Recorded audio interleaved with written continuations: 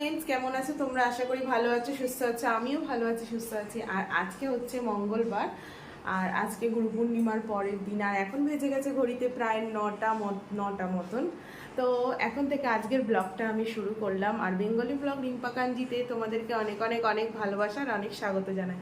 তো চলো বন্ধুরা, সকালবেলা উঠেই পড়িয়েছি কিছুক্ষণ ধরে। কিছুক্ষণ পড়ানোর পর ঠাকুরের জায়গা পুরো পরিষ্কার করেছি, এলোমেলো ছিল, এখনও কিছুটা এলোমেলো আছে। তো চলো, পুরোটাই কাজকর্ম তোমাদের সাথে শেয়ার করব। ঠাকুরের কাজ দিয়ে আজকে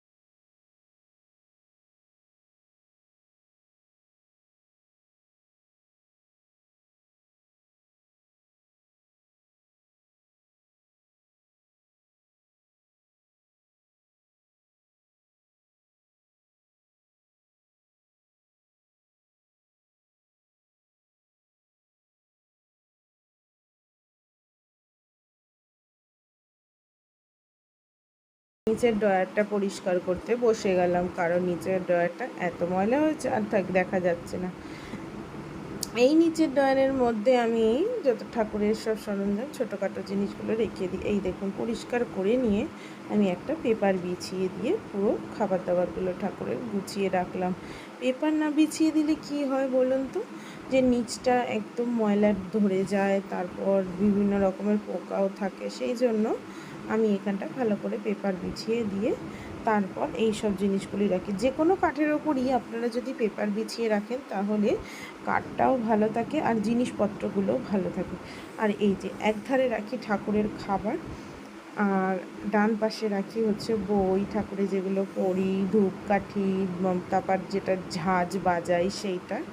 তো এই কটা জিনিস দিয়ে এই ড্রয়ারটা পরিপূর্ণ হয়ে থাকে। তো বড় বড় যেগুলো ধরে না সেগুলো আমি ওপরের দিকে রাখার চেষ্টা করি। আর এই যে চিনির ডিব্বাটা দেখছেন, এটা তো একদমই ধরে না, সেই জন্য শুইয়ে রাখি। আর এই যে একটা স্টিলের ডিব্বা দেখছেন, এইটাতে আমি ঘি রাখি। আগে আপনাদের অনেকবারই দেখিয়েছি। ঘি মধুটা আমার কাছে একদম সব সময় রাখতে হবে, কারণ শিব ঠাকুরকে এইটা দিয়ে চান করাই।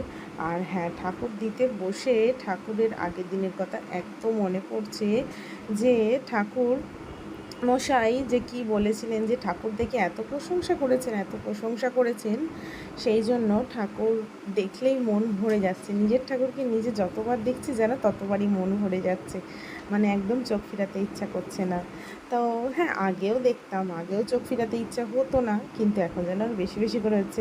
বাইরের লোকে এসে ওর যদি কিছু নিজের জিনিস প্রশংসা করে না, তাহলে নিজের আরও বেশি ভাল লাগে।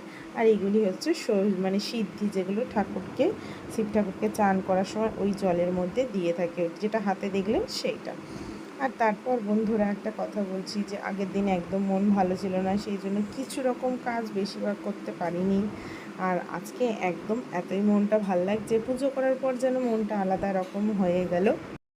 সেই জন্য ফুর্তিতে একদম ভালো করে ঠাকুরের কাজ করা শুরু করে দিয়েছি। আর এটা দেখছেন, এটা একটা ছোট্ট ধূপ, মানে বলতে পারেন যে ধুনোরই মতো, জ্বালিয়ে দিলে বেশ দারুণ গন্ধও আসে।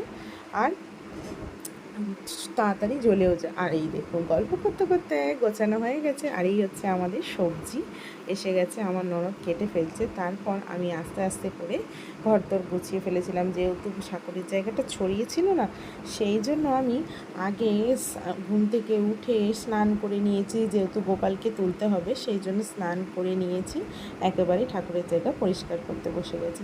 আর কাজ করতে করতে দেখি কি যে ব্লাউজওয়ালা চট করে এসে গেছে। তো ব্লাউজ একটা নাইটি নিয়েছি, তো নাইটি নেওয়ার পর আছে লাঞ্চে আছে আলু ভেন্ডি ভাতে, ডাল, শাক ভাজা, মাছের ঝাল, এইসব দিয়ে আজকে লাঞ্চ। ও হ্যাঁ, আপনাদেরকে তো বলাই হয়নি, আজকে আমার যা এসছে, আর বেশিরভাগ কাজটা ও এখন করে নিচ্ছে। কাজ বলতে কি একটু এঁটো ফেটো, এখানে আমাদের ঘরে তো বিশেষ কোনো কাজ নেই। আর এই দেখুন আমার ছেলে ডাকছে আমাকে গান শোনার জন্য, খেয়ে দিয়ে উঠেই আবার খেলা।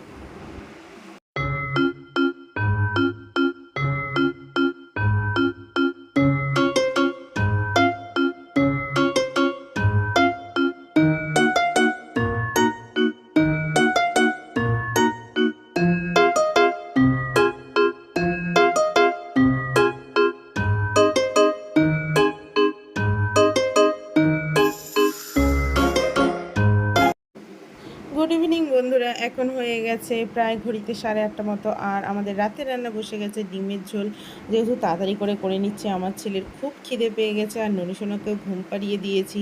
আর আমার ছেলে যেহেতু ডিম বেশি মানে একটু বেশি পরিমাণে খেতে ভালোবাসে, সেই জন্য আবার ডিম এনে তোমাদের দাদা ভাইকে আর কি ভেজে দিলাম, যেহেতু একটা ডিম কম পড়ছে, তো সেই জন্য। তো চলো বন্ধুরা, আজকের ভিডিও এখানেই শেষ করলাম। আবার তোমাদের সাথে নতুন কোনো ভিডিওটা যদি পছন্দ হয়ে থাকে তবে অবশ্যই একটা লাইক করে দিও, আর কমেন্ট সাবস্ক্রাইব অবশ্যই করে দিও। সাবস্ক্রাইব করলে নতুন কোনো ভিডিও চট করে তোমাদের কাছে চলে যাবে। ওকে বন্ধুরা, টাটা।